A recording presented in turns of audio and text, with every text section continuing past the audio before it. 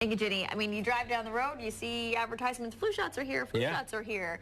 We talk oftentimes about who needs them, and especially the little kids, what are the regulations. But this morning we're talking about flu shots for older adults. Deb Bernacki of Happier at Home joining us now. And I was surprised. We talked so many times about people who are maybe most at risk for getting the flu, and it could do some bad things, are the older adults. And you say they don't really comply. The numbers aren't great. Absolutely. They don't. And it might be because of multiple reasons. I think education, that they don't realize that there are multiple different types of vaccinations that they could have out there besides the flu shot.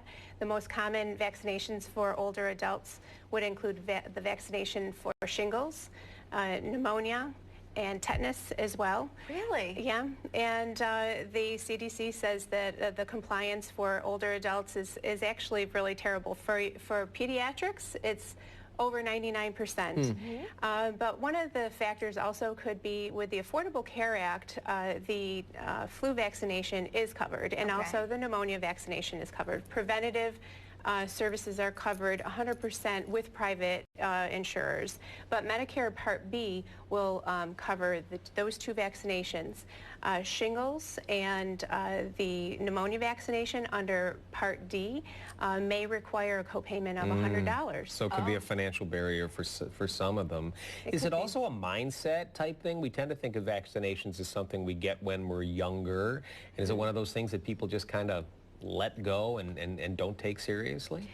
They do, and I think it's not at the forefront of their mind, like you said. And when physicians are seeing their patients, oftentimes it's for specific reasons, and it may not be on the forefront of their mind either.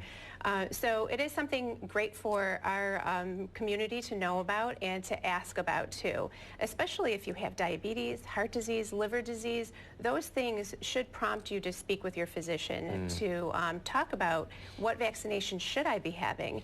And even if you haven't had chicken pox, the shingles disease, if you've ever known anyone who's had it, is very painful, and it could last. It's rare, but it could last for 2 to 3 years, the pain. And even if you've had the shingles one time as an older adult, you still could have it 2 and 3 times, although it's rare.